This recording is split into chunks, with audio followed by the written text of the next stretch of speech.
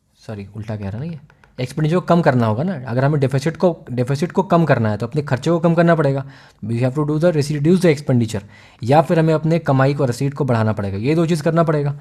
देखो इससे खर्चा कम हो रहा है, यस, ये वेलफेयर स्कीम लाओगे तो खर्चा बढ़ जाएगा, तो ये तो नहीं होगा ना, तो 2 नहीं होगा, तो 2 नहीं होगा तो ये गया, बच गया हमारे पास 2 ऑप्शन, 1 तो सही है दोनों में, ठीक है। रैशनलाइजिंग सब्सिडीज़, अगर सब्सिडी को रैशनलाइज कर दोगे मतलब कि सब्सिडी आप जो ज़रूरत है उसी को दोगे तो आपका खर्चा का सब्सिडी बर्डन कम होगा, फिजिकल डेफिसिट कम होगा, इट्स एन एस्टैब्लिश फैक्ट, ठीक है। दैट्स अभी हमने किस स्कीम लेकर आए हैं, पीएम प्रणाम स्कीम। क्या कह रहे हैं स्कीम में कह रहे हैं कि आप इफिशिएंट यूज़ ऑफ फर्टिलाइजर करो ताकि आपका फर्टिलाइजर का जो सब्सिडी है वो कम हो जाए। क्लियर, ओके, तो 3 हो गया। तो ऑप्शन में तो हमारा 1 और 3 है ना, तो ये तो 4 तो बात ही नहीं, 4 तो कट गया ऐसे। फिर 4 देख लो क्या कह रहा है, रिड्यूसिंग इंपोर्ट ड्यूटी। अरे इंपोर्ट ड्यूटी का आपके बजट से क्या कनेक्शन, ठीक है। अच्छा कनेक्शन है भी, समझो कि अगर हम इंपोर्ट ड्यूटी को कम कर रहे हैं, कि इंपोर्ट आ रहा है उस पर जो ड्यूटी लगाते हैं वो ड्यूटी हमारा कम हो रहा है, डायरेक्टली बजट से कनेक्शन नहीं है ना इसका, ठीक है। ओके ओके, यहाँ हो गया। अच्छा यहाँ जाओ, इंटरेस्ट रेट अगर डिक्रीज करते हैं इकोनॉमी में तो क्या करेगा। अच्छा क्वेश्चन है, it's a very good question. देखो क्या कह रहा है, इंटरेस्ट रेट अगर कम कर दोगे इकोनॉमी में तो क्या होगा, what will happen as a result, what will happen. एक सेकंड दो मुझे please. Okay now perfect. Okay, अगर इंटरेस्ट रेट मैंने कम कर दिया तो इससे क्या होगा, बेसिकली हमारा कॉस्ट ऑफ बोरोइंग कम हो जाएगा। जैसे ही कॉस्ट ऑफ बोरोइंग कम होगा इसका मतलब कि लोग ज़्यादा लेंडिंग करेंगे, लेंडिंग बढ़ जाएगी। जैसे ही लेंडिंग बढ़ेगी तो लोगों के पास क्या होगा, पैसा ज़्यादा होगा। अब पैसा ज़्यादा होगा तो लोग खर्चा ज़्यादा करेंगे, तो हमारा कंजम्पशन बढ़ेगा, एक्सपेंडिचर बढ़ेगा, ठीक है। अब देखो क्या कह रहा है, decrease in the consumption expenditure, ये तो इंक्रीज होगा ना क्योंकि इंटरेस्ट रेट कम करा है तो पैसा तो बढ़ गया, तो ये तो गलत है। Okay, increase the tax collection of the government, अगर इंटरेस्ट रेट कम होता है तो टैक्स कलेक्शन में इंक्रीज होने का ये डायरेक्टली कोई कनेक्शन दिख रहा है क्या, डाउटफुल कैटेगरी में। Increase the investment expenditure in the economy. Now very बढ़िया चीज़ है आपका, आप इसको समझो। मैंने आपको समझाया कि एक्सपेंडिचर जो आपका होता है, इसको आप नोट्स में जाके ऐड करो कि जो भी आपका खर्चा होगा, मैंने पढ़ाया हुआ फिर भी नोट्स में ऐड कर लो। It can be of 2 types, एक होता है इन्वेस्टमेंट एक्सपेंडिचर, एक होता है कंजम्पशन एक्सपेंडिचर। कंजम्पशन वाला कि वहीं पे कंज्यूम किया, काम खत्म, कहानी इज़ खत्म, ठीक है, यहीं खत्म हो गया। इन्वेस्टमेंट वाला, उससे आपने इन्वेस्टमेंट करा मतलब कि आपने कैपिटल गुड खरीदा। जब से आपने कैपिटल गुड खरीदा मतलब कि that will lead to further production and that will boost your GDP and economy का ग्रोथ करेगा। This is the concept. तो इंटरेस्ट रेट कम करा है इसका मतलब कि हो सकता है कि बैंक्स ने ज़्यादा लोन दिया होगा, फर्म से ज़्यादा लोन लिया होगा, ठीक है। So that can increase investment expenditure, can और कैन नॉट, ठीक है। Increase in total savings in the economy, ठीक है। अब जैसे सेइंग कि टोटल सेविंग जो इकोनॉमी में है आपका वो इंक्रीज़ हो जाएगा इंटरेस्ट रेट के डिक्रीज़ होने से। अगर इंटरेस्ट रेट डिक्रीज़ हुआ, ठीक है, तो आपको पैसा भी तो कम मिलेगा। आप समझ रहे हो, आपको सेविंग पे इंटरेस्ट भी तो मिलता है, तो आपको बेसिकली पैसा भी तो कम मिलता है। आप सेविंग में थोड़ी पैसा ज़्यादा रखोगे, सेविंग में विल पुट लेस मनी, ठीक है। तो आपका सेविंग इंक्रीज ना होकर डिक्रीज़ होगा। भाई इट गोज़ बोथ वेज ना, कि अगर इंटरेस्ट रेट कम हुआ है सो इंटरेस्ट रेट जो बैंक देती है और बैंक जो लेती है, जो लोन पे इंटरेस्ट रेट लेती है और डिपॉजिट पे इंटरेस्ट रेट देती है, दोनों ही कम हुआ होगा ना। तो अगर डिपॉजिट पे इंटरेस्ट रेट कम हो गया तो लोग सेविंग में क्यों डालेंगे, सेविंग्स अकाउंट में उसको इंटरेस्ट मिल रहा है तो लोग कहीं और डालेंगे ना। They will invest their money somewhere else, stock में डालेंगे, ट्रेजरी में डालेंगे, गवर्नमेंट सिक्योरिटी में डालेंगे, यहाँ नहीं डालेंगे। तो ये डिक्रीज हो जाएगा, तो ये गलत हुआ and there is an increase in expenditure, ठीक है। ओके, अच्छा एग्जाम बोल देता है कि it will necessary lead to investment expenditure, तो गलत हो जाता है स्टेटमेंट, ये नहीं होता, क्योंकि इट कैन हैपन और can not, but to some extent अगर लोगों ने कन्वर्ट कर दिया एक्सपेंडिचर को कि अगर पैसे हैं तो you have option to do investment यहाँ, टू इन्वेस्टमेंट यहाँ, बट पैसे तो हैं तो कुछ इन्वेस्टमेंट यहाँ पर भी जाएगा, बट बोले नेसेसरीली हियर, नेसेसरीली नहीं, बोले ओनली हियर नहीं, दोनों जगह होगा, बट यहाँ भी तो होगा। ओके, तो फॉलोइंग नॉन प्लान, देखो नॉन प्लान को हमने हटा दिया है, it has been scrapped now, 2014 का क्वेश्चन है, अब हटा चुके हैं हम लोग, ठीक है, तो उसको देखने की ज़रूरत नहीं है, ठीक है। फिजिकल रिस्पॉन्सिबिलिटी एफआरबीएम एक्ट है, इसको बस एक बार देखना, मैंने जो पढ़ाया है उसके हिसाब से एक बार में सॉल्व हो जाएगा आपसे, कंसेप्ट नहीं है इसमें कुछ, ठीक है। ये भी एक बार पढ़ना, इसको आराम सॉल्व हो जाएगा आपसे, ठीक है। ये पढ़ लो, कह रहा है कि कैपिटल बजट में क्या है, हमने पढ़ा 2 तरह का बजट होता है, कैपिटल होता है, एक रेवेन्यू होता है। रेवेन्यू में क्या होता है, जो एसेट लायबिलिटी इम्पैक्ट नहीं डालेगा, ये डालेगा।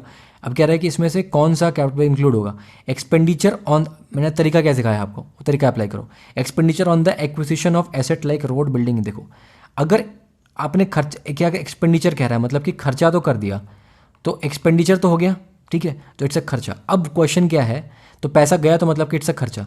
अब क्वेश्चन है कि रेवेन्यू तरह का खर्चा है या कैपिटल तरह का खर्चा है। तो मैं देखूंगा कि क्या इससे एसेट बढ़ा है, लाइबिलिटी घटी, कोई इंपैक्ट पड़ा उस पर।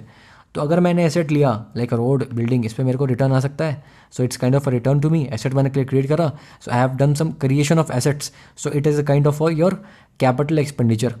ठीक है, खर्चा करा और एसेट को क्रिएट कर लिया, तो good expenditure, it's a good expenditure. Loan received from foreign governments, मैंने फॉरेन से लोन लिया तो मैं अपनी लाइबिलिटी को बढ़ा लिया, है ना। लाइबिलिटी को जैसे बढ़ा लिया तो मैंने क्या करा, अपनी लाइबिलिटी को मैंने बढ़ा लिया।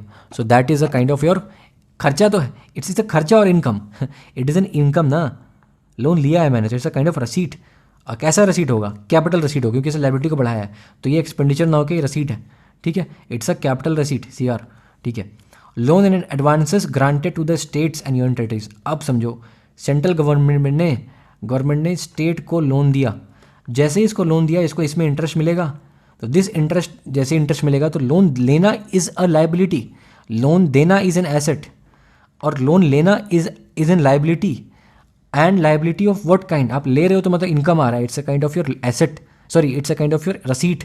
What kind of receipt, a capital receipt, क्योंकि आपकी लाइबिलिटी बढ़ी। वेयर अगर आपने लोन दिया तो आपने एसेट क्रिएट करा, क्योंकि आपको बार बार उस पर इंटरेस्ट मिल रहा है, that is a kind of asset. Please note down, मैंने कराया, और फिर भी लिख लो कहीं पे दीवार में स्टिकी नोट पे लिख के चिपका दो कि लोन अगर आप दे रहे हो तो लोन देना इज़ एन एसेट। ठीक है, क्योंकि इस पर आपको इंटरेस्ट मिलता है, यू गेट इंटरेस्ट। ठीक है, और आपने अगर लोन लेना, to take the loan is basically is your liability, क्योंकि आपको इंटरेस्ट देना पड़ता है। ठीक है, ये चीज़ ध्यान रखना। ओके, एंड ये इंटरेस्ट का जो पेमेंट है और इंटरेस्ट का जो रीपेमेंट है, इंटरेस्ट का जो रिसीव करोगे, या इंटरेस्ट यहाँ पे पे करोगे, या इंटरेस्ट रिसीव करोगे, या इंटरेस्ट पे करोगे, इंटरेस्ट पे करोगे ना, तो इंटरेस्ट को पे करना, इंटरेस्ट को करना, इस योर कैपिटल, इस your revenue receipt and revenue expenditure. हमेशा याद रखना। एक और लिख लो कि अब लोन दिया तो एसेट बना, इसका मतलब इस पर आपको इंटरेस्ट मिलेगा ना, यू विल रिसीव इंटरेस्ट। जैसे ही रिसीव इंटरेस्ट को रिसीव करोगे तो ये आपका इनकम हुआ ना, तो रसीट हुआ। तो which kind of receipt, capital और revenue, it's a kind of revenue receipt, क्योंकि आपको सिर्फ और सिर्फ इंटरेस्ट मिल रहा है। तो ये समझना, इसे कंफ्यूज नहीं होना कि आप समझोगे यार लोन तो मेरा एसेट हो गया, कैपिटल में आ गया, बट ये रेवेन्यू में कैसे आया, ये रेवेन्यू में क्योंकि आपको इंटरेस्ट मिला है। तो उसी लोन पे, सेम लोन पे इंटरेस्ट अगर मिलता है आपको, so that is what is your a receipt, and what kind of receipt, a revenue receipt. Clear है? ओके, क्लियर है यहाँ तक? तो आपका ये हो गया बेसिकली, लोन दिया है तो आपका क्या होगा बेसिकली, इसने अगर आपके एसेट को बढ़ाया एंड इनकम हुआ है, लोन दिया है आपने तो एक्सपेंडिचर किया, बट एसेट को बढ़ाया मतलब कैपिटल एक्सपेंडिचर किया। सो it's your capital, 3 is your capital expenditure. तो 3 सही है, 1 सही है, और 3 सही, 1 सही, 1 एंड 3 सी ऑप्शन। ये सबसे कंसेप्चुअल पढ़ाना मेरा बहुत ज़रूरी था, इसको इसे डिस्कस करना है इसको। ठीक है, 2019 का देख लो। Most of India's external debt is owed by the government entities. नहीं, मैंने पढ़ाया आपको नहीं, इस गवर्नमेंट मैंने पढ़ाया था ना आपको कि जो डेट है हमारा, है ना, एक्सटर्नल डेट को 2 तरीके से, एक होता है सोवरिन, एक नॉन सोवरिन। ये ज़्यादा था, राइट साइड वाला। ऐसे याद रखना है आपको, नोट्स याद रखना है। इतनी बार नोट्स को पढ़ना है, मेरे को नोट्स कैसे याद है यार, मेरे को एक्जैक्टली जाकर देखो नोट्स, मैंने ऐसे ही पढ़ा है आपको। एक्सटर्नल लिखा था यहाँ पे, मेरे 400 के आसपास में, एक्जैक्ट नहीं भी, मतलब मोटा मोटा आपको ब्लू प्रिंट दिमाग में होना चाहिए कि सोवरिन था, ये था, ये 90 के आसपास में था या 400 के आसपास में था, तो ये ज़्यादा था। ठीक है, and it was dominated in dollar, ये भी मैंने पढ़ा था। तो ये हो गया हमारा। All of India's external debt is dominated in US dollars, बिल्कुल सही है, तो 2 सही है। ठीक है, और ये 1 गलत है, 2 ओनली। ठीक है, ये कह रहा है कि परचेजिंग पावर पैरिटी क्या है, calculate by comparing the price of same basket of goods and different countries. ठीक तो कह रहा है, जैसे हम कह रहे हैं कि मेरा रुपया से कंपेयर करो आप डॉलर को, रुपया से कंपेयर करो आप येन को, रुपया से कंपेयर करो आप यूरो को। हम कहते हैं कि नहीं, ये करेंगे ही नहीं। हम क्या करेंगे, हम तो ये बोलेंगे यार कि मेरे पास मैगी है, मेरे पास मसाला मैगी है। ठीक है, I have masala Maggi, I have वो आटा वाला मैगी। मेरे पे 3 तरह की मैगी। आप बताओ कि मेरे पे 3 तरह की मैगी है, तो यू टू टेल मी कि इंडिया में मैं 3 तरह की मैगी अपने पैसे से, मैं ऐसे ऐसे 3 लाख पैकेट खरीद सकता हूँ, जिसमें कि ये बंडल खरीद लूँगा, ये बास्केट है जिसमें ये 3 चीज़ें हैं, मैगी, मसाला मैगी एंड आटा मैगी। मैं ऐसे ऐसे 3 लाख खरीद सकता हूँ, ऐसे 3 लाख बास्केट खरीद सकते हैं जिसमें कि ये 3 चीज़ें हैं। आप बताओ कि ऐसा ही एक बास्केट जिसमें यही 3 चीज़ें हैं, आप कितना खरीद सकते हो? तो जो ज़्यादा खरीद पाएगा, अगर तुम लोग दोनों इक्वली 3 लाख खरीद पाए, तो we are at purchasing power parity. समझ गया इस बात को? सो परचेजिंग पावर पैरिटी को तो कहते हैं बास्केट ऑफ गुड को कंपेयर करो, ना कि करेंसी को कंपेयर करो। In terms of purchasing power parity, India is the 6th largest economy, India is the 3rd largest economy in purchasing power parity. ठीक है, तो ये गलत है, तो 1। वन ओनली, ठीक है। So this is it, all right. ये तो बेसिक सा क्वेश्चन है, कुछ खास बात नहीं है, देख लेना एक बार इसको। टैक्सेशन कुछ खास नहीं, देख लेना, कर लोगे खुद आराम सॉल्व। जो मैं कराना है मेरे को ये कराना है, दिस इज़ इंपॉर्टेंट, ठीक है। यहाँ से कंसेप्ट होंगे हमारे। कह रहा है which reference to the balance of payment, ठीक है। बैलेंस पेमेंट क्या दिमाग में याद रखो, क्या था वो, लेजर था जहाँ पे हम यहाँ पे रखते थे, यहाँ पे कितना पैसा आया कितना पैसा गया। Current account and capital account ये करते थे हम लोग। करंट अकाउंट में हमारा ट्रेड उठाता था, यहाँ पे हमारा FPI, FDI, ECB सब यहाँ पे आता था, ठीक है। समझ में आती है चीज़ के लिए दिमाग में, वो आपके दिमाग में ये फुटप्रिंट, ये जो है ना ब्लूप्रिंट दिमाग में होना चाहिए, ठीक है। जब तक इस तरीके से रिकॉल नहीं करोगे आपका कुछ नहीं होने वाला, ठीक है। All right, okay, very well. कह रहा है क्या कि इसमें से करंट अकाउंट का पार्ट कौन सा। अब मेरे को तो पता है करंट अकाउंट में वो होगा जो कि एसेट लायबिलिटी पे कोई इंपैक्ट नहीं डालेगा। तो बैलेंस ऑफ ट्रेड हमें पता करंट अकाउंट में था, बिल्कुल था, ठीक है। ये तो था बैलेंस ऑफ ट्रेड मतलब क्या, export import. Foreign asset, asset तो बिल्कुल नहीं है। बैलेंस ऑफ इनविजिबल, ये बिल्कुल था इनविजिबल वाला, है ना, जो भी हमारा सर्विसेज है या फिर आपका रेमिटेंस है इनविजिबल में आता है। तो 1 and 3 तो था special drawing rights. This is something where is a confusion. तो 1 and 3 तो सही है ना, तो 1 and 3 एक ही ऑप्शन में। स्पेशल ड्राइंग राइट तो मैंने बताया आपको IMF का ये कोटा है, कोटा बेस्ड ये है, ठीक है। तो ये आपके इंडिया के करंट अकाउंट में कैसे आ जाएगा, है ना, ओके। ये मैंने डिस्कस किया हुआ है, कुछ खास बात नहीं है। कन्वर्टिबिलिटी ऑफ रूपी मैंने पढ़ाया हुआ ऑलरेडी आपको, देख लेना एक बार, आराम से खुद सॉल्व करना, आराम से सॉल्व होगा, ठीक है। ये नियर रियर मैंने सॉल्व कराया, फिर भी देख लो। नियर रियर अगर इंक्रीज होता है, नियर इंक्रीज हुआ, बताते हैं अप्रिसिएशन होगा करेंसी में, अप्रिसिएशन होगा, सही बात है। Increase in the real effective, real increase हो तो अप्रिसिएशन हुआ, जैसे अप्रिसिएशन होगा तो हमारा क्या होगा, एक्सपोर्ट कम हो जाएगा, तो हमारा ट्रेड कंपेटिटिव इंप्रूव ना होके ख़राब होगा ना, क्योंकि हमारा एक्सपोर्ट कम हो गया। तो ये हमारा टू बेसिकली गलत हो गया। अब बात करो increasing trend in the domestic inflation, ठीक है, in the other countries it likely to cause increasing divergence. देखो नियर और रियर में क्या फ़र्क है, बीच में इन्फ्लेशन का फ़र्क है। अगर डोमेस्टिक में इन्फ्लेशन बढ़ गया तो इसके बीच का डाइवर्जेंस क्या हो जाएगा, बढ़ जाएगा। सो 1 and 3 is the right answer, ठीक है। यहाँ तक ये हो गया। डिवैल्यूशन पे बात कर रहे हैं, devaluation of currency is that necessarily, currency को डिवैल्यू कर दोगे तो उसका इफेक्ट क्या पूछेगा, तो cause is this, devaluation of currency is the cause, this is the effect. हमें इफेक्ट फाइंड आउट करना है, क्या क्या इफेक्ट होगा, ठीक है।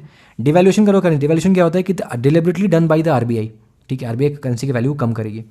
तो improve the competitiveness of domestic export, बिल्कुल सही होगा, क्योंकि हमारा प्रोडक्ट सस्ता हो जाएगा तो एक्सपोर्ट कंपेटिटिव हो जाएगा। Increase the foreign value of the domestic currency, जैसे हम डिवैल्यू करेंगे तो हमारी फॉरेन वैल्यू हमारी डोमेस्टिक करेंसी कम ना होगी, बढ़ेगी थोड़ी, तो ये गलत हो गया। तो 1 ओनली, ठीक है, करेक्ट पूछ रहा था। इंपोर्ट का मतलब कि कितना हमारे पास फॉरेक्स में पैसा है जिससे कि हम इंपोर्ट का पैसा पे कर सकते हैं, ठीक है। देख लो उसी बेसिस पे आप इसको आंसर करो, कर लोगे आराम से, ठीक है। ये एक बार इसको देखो, आराम से कर लोगे, कोई खास बात है नहीं। ये सब कॉमन सेंस वाले क्वेश्चन हैं, मैं आपको कंसेप्ट वाले क्वेश्चन लाना चाहता हूँ यहाँ पे, सब कॉमन सेंस वाले क्वेश्चन हैं ये सब, ठीक है। ये सब कोई खास बात नहीं है। Following foreign direct investment, this is one question where you should note down, make a notes of it, ठीक है। इसका नोट बनाना आप, ठीक है, and then we will go with this, okay. कह रहा है क्या कि FDI में क्या क्या आपका पार्ट होगा, ठीक है। इसमें से FDI का पार्ट क्या क्या आपका होगा, ठीक है, दिस इज़ अ थिंग। अब मेरे को बताओ कि NRI डिपॉजिट है, ठीक है। मैं क्या बोल रहा हूँ कि NRI अगर डिपॉजिट के बारे में, अगर FII है, FII ने कहा कि इसमें सर्टन कंडीशन मैंने लगा दिया, इसको बोले 10% ज़्यादा शेयर रखो, तो क्या ये FDI में कन्वर्ट नहीं हो सकता है, so it can be an FDI। तो FII with certain condition can be a part of FDI, ठीक है। तो यस, अभी कह रहे कन्वर्टेबल बॉन्ड के बारे में बात कर रहा है, ठीक है। अब कन्वर्टेबल बॉन्ड के बारे में बात करता है तो मैंने कहा कि बॉन्ड अगर कन्वर्ट कर लिया हमने, इसको OFCD पढ़ा था ना, ठीक है। तो OF डिबेंचर्स बॉन्ड से आपने इक्विटी में कन्वर्ट कर लिया तो कन्वर्ट कर सकते हो, जैसे इक्विटी में कन्वर्ट हुआ तो FDI में कन्वर्ट हो गया, तो ये हो सकता है 1 and 2। 1 2 तो सही है, एक ही ऑप्शन 1 2 and 3 है। फिर देख लो ग्लोबल डिपॉजिटरी रसीट, ग्लोबल किसी ने इंडिया में इन्वेस्ट करा तो इन्वेस्ट कर सकते हैं, उसको रसीट मिलेगी, and that can be that particular investment can be use as an FDI। So 1 2 and 3 होना चाहिए। एक बार इस क्वेश्चन को एक बार आप क्रॉस चेक कर लेना, ठीक है, पुराना क्वेश्चन है ना, 2021 का क्वेश्चन है, ठीक, कोई बात नहीं, चेक कर लेंगे। कह रहा है with reference to the foreign direct investment in India, इसमें से कौन सा मेजर कैरेक्टरिस्टिक है, investment through capital instrument essentially in listed company. जरूर नहीं लिस्टेड में हो, अनलिस्टेड में हो सकता है। मान लो कि जोमेटो लिस्टेड नहीं है, स्विगी लिस्टेड नहीं है, जो कंपनी लिस्टेड नहीं है उसमें हो सकता है। लिस्टेड का मतलब क्या, स्टॉक एक्सचेंज पे लिस्ट करा है उस कंपनी ने, वैसे कंपनी लिस्टेड नहीं है, छोटी कंपनी से फॉरेन इन्वेस्टमेंट लिया है, लिस्टेड तो नहीं है, ज़रूरी नहीं है। It is largely non debt creating capital flow, सही बात है। It is a investment which involves debt servicing, debt थोड़ी होता है एफडीआई में, एफडीआई में शेयर मिलता है, it's an equity based investment, तो गलत है, ठीक है, ये भी गलत है। It's an investment instrument made by foreign institution investors in the government securities. नहीं, एफडीआई जनरली क्या होता है, किसी कंपनी में होता है, जीसेक में नहीं होता, तो ये गलत है। लार्जली नॉन डेट सर्व क्रिएटिंग कैपिटल फ्लो, ऐसा जिससे कैपिटल फ्लो हुआ नॉन डेट, इसका आपको लोन नहीं देना है, ठीक है, तो बी होगा आपका सही ऑप्शन, बी, ठीक है। वे डन विद, ये आई तो करना नहीं है अपने को, आई पर खुद से करोगे, जितना पढ़ा है उससे आराम से सॉल्व हो जाएगा आपका। देख लो ना, मैं करा देता हूँ अभी 2 मिनट में आपको करा देता हूँ, ठीक है। ग्लोबल इकोनॉमिक प्रॉस्पेक्ट किसका रिपोर्ट है, ठीक है, ये देखना है अपने को। ग्लोबल फाइनेंशियल स्टेबिलिटी रिपोर्ट किसका रिपोर्ट है, IMF का रिपोर्ट है। इतनी यही सब चीज़ें वैसे पूछती है बस, ठीक है। वर्ल्ड इकोनॉमिक आउटलुक किसका रिपोर्ट है, IMF का रिपोर्ट है, ठीक है, okay. World economic prospect world bank की रिपोर्ट है, बड़ी फेमस रिपोर्ट है, ये सबको पता होता है ये रिपोर्ट, ठीक है। IMF के SDR में कह रहा है कि which the following is propose to be added to the basket of IMF SDR, ठीक है। 15-16 करंट अफेयर है, ठीक है। विच the following international monetary policy financial committee IMFC, ठीक है, ये आपका किस चीज़ में है, ठीक है, ऑब्वियसली यार आपके कहाँ पे है, ठीक है। IMF का ये मॉनेटरी पॉलिसी कमेटी, हमारे मॉनेटरी पॉलिसी कमेटी, उसके यहाँ भी मॉनेटरी पॉलिसी कमेटी है। कह रहा है वर्ल्ड बैंक ऑब्जर्वर की तरह पार्टिसिपेट कर सकता है, क्यों नहीं कर सकता, ठीक है। Base erosion and profit sharing, क्या मैंने पढ़ाया नहीं आपको, बिल्कुल पढ़ाया, उस इन्फॉर्मेशन से इसको अटेम्प्ट करना, ठीक है। लोग अपने बेस को शिफ्ट कर देते हैं, प्रॉफिट को मैनिपुलेट करते हैं, राइट, बला बला। गोल्ड ट्रांस रिजर्व कहाँ पे क्या होता है, बनाया मैंने आपको, क्या होता है, ये रिजर्व होता है जिसको यूज़ कर सकते हैं, कहाँ होता है, किसे होता है, WTO में होता है, बिल्कुल नहीं। क्या सेंट्रल बैंक में होता है, नहीं। वर्ल्ड बैंक में होता है, नहीं। कहाँ होता है, IMF में होता है। कितना ईजी है, ठीक है। ये एक्सपोर्ट पे क्वेश्चन है, कुछ खास बात नहीं है, देख लेना एक बार, कर लोगे, आराम से कर लोगे, ठीक है। इन्फ्लेशन करवा दिया मैंने। So with this we are coming to the end of this lecture. So we have done with this, क्या कहते हैं हमारा, ये क्या बोलते हैं यार, क्या बोलते हैं, एक बार हम लोग रिकॉल कर लेते हैं इसको, कुछ सही गलत कुछ देख लेते हैं एक बार, ठीक है। यहाँ तक सब सही था, सही है, सही है, सही है, सही है। फॉलोइंग लाइकली टू मेजर, ठीक है, कर्बिंग इम्पोर्ट, ठीक है, ठीक है, ठीक है, ठीक है, ठीक है। अच्छा, डिमांड पुल इन्फ्लेशन देख लिया, डिमांड पुल इन्फ्लेशन देख लिया, देख लिया, देख लिया। अच्छा अच्छा, हाँ यार, ये 2 क्वेश्चन रह गया ना, ये 2 क्वेश्चन रह गया हमारा, रह गया क्या है, 2 क्वेश्चन, हाँ 2 क्वेश्चन रह गया। देख लो क्या है, क्या कह रहा है, डिमांड पुल इन्फ्लेशन के बारे में बात कर रहा है, क्या क्या करेगा, ठीक है। तो भाई आपको पैसा बढ़ा दोगे इकोनॉमी में, डिमांड पुल इन्फ्लेशन बढ़ जाएगा, ठीक है। एक्सपेंशनरी पॉलिसी यूज़ करोगे तो डिमांड पुल इन्फ्लेशन बढ़ जाएगा आपका, ठीक है, ओके। इंटरेस्ट रेट बढ़ा दोगे तो पैसा कम हो जाएगा ना, ये मैंने कराया है शायद यार, हाँ कराया है मैंने इसको, फिर टिक क्यों नहीं मारा हुआ, पता नहीं, कराया है। अच्छा ये देख लो, 7 6 6 तो करा लिया हमने, सही है। अच्छा 7 क्या कह रहा है, ठीक है, ठीक है, ठीक है। एक्सटर्नल कमर्शियल, अच्छा 1 मिनट है, इस क्वेश्चन में ना थोड़ा सा एक बार इसको हम लोग क्रॉस चेक कर लेते हैं, ठीक है। इस क्वेश्चन को हम लोग क्रॉस चेक कर लेते हैं। थिंग इज़ कि देखो, ये जो क्वेश्चन है ना, इसको फिर से करते हैं, इसको 7 नंबर क्वेश्चन को फिर से करते हैं। ये क्या कह रहा है, ये कह रहा है कि, कह रहा है ना कि रुपया हमारा डिप्रिशिएट कर रहा है। अब इसको रोकने के लिए हम क्या क्या major, what steps are we going to take to curb the depreciation of rupee, ठीक है। अब अगर हम इंपोर्ट कर्व कर देंगे, तो इंपोर्ट कम कर देंगे तो हमें पैसा क्या कम देना पड़ेगा, तो हमारा रुपी कंट्रोल में आ जाएगा। तो ये बिल्कुल सही स्टेटमेंट। पूछ रहे क्या नहीं करना है, तो ये तो करना है, तो ये तो हमारे आंसर में नहीं होगा। मसाला बॉन्ड इशू लोग हमारे इंडियन में, यही तो बात है ना, मसाला बॉन्ड करके इंडियन डोमिनेट करके इंडियन रुपी में इन्वेस्टमेंट कराओ, तो ये भी करना चाहिए। बट ये पूछा क्या नहीं करना चाहिए, तो ये भी नहीं है। ईजिंग कंडीशन टू, अगर एक्सटर्नल कमर्शियल बोरिंग लाओगे, अगर कंडीशन यहाँ पे ईज कर दोगे, ठीक है, ज़्यादा इन्वेस्टमेंट इंडिया में आएगा, तो इन्वेस्टमेंट का सोर्स है ना, इंडिया में ज़्यादा पैसा आ रहा है, तो बोरिंग आ रही है बेसिकली, इन्वेस्टमेंट तो नहीं है, बोरिंग है, इंडिया में पैसा आ रहा है। तो इंडिया में पैसा भेजने के लिए, इंडिया में एक्सटर्नल कमर्शियल बोरिंग, इंडिया में पैसा लोन ले रहे हैं हम लोग फॉरेन से, तो रुपया में ही तो लेगा, तो रुपया का डिमांड बढ़ेगा, तो रुपया अप्रिशिएट होने लगेगा, रुपया कंट्रोल होगा। तो दिस कैन ऑल्सो भी, पूछा क्या नहीं होना चाहिए, तो कह रहे expansionary monetary policy, already depreciate हुआ है करेंसी, ठीक है, और करेंसी डालोगे आप, ठीक है, तो और डिप्रिशिएट होगा ना, आप समझ रहे हो इस चीज़ को। It's not about inflation, it's about depreciation, ठीक है। So this should be not be done, ठीक है। सो या दैट्स इट, तो ये आपका नहीं होना चाहिए, ठीक है। तो आप ऑप्शन में डी हो जाएगा, 7 में डी हो जाएगा, ठीक है। So with this we are coming to the end, final सब कुछ कर लिया हमने, and economy is finally over, कुछ नहीं बचा इकोनॉमी, PYQ भी कर लिया हमने, ठीक है। कल हम लोग मिलेंगे, हम लोग 30 डेज़ का प्लान डिस्कस करेंगे, मोस्ट लाइकली मैं कुछ आज ही रिकॉर्ड करके डाल दूँ उसको, ठीक है।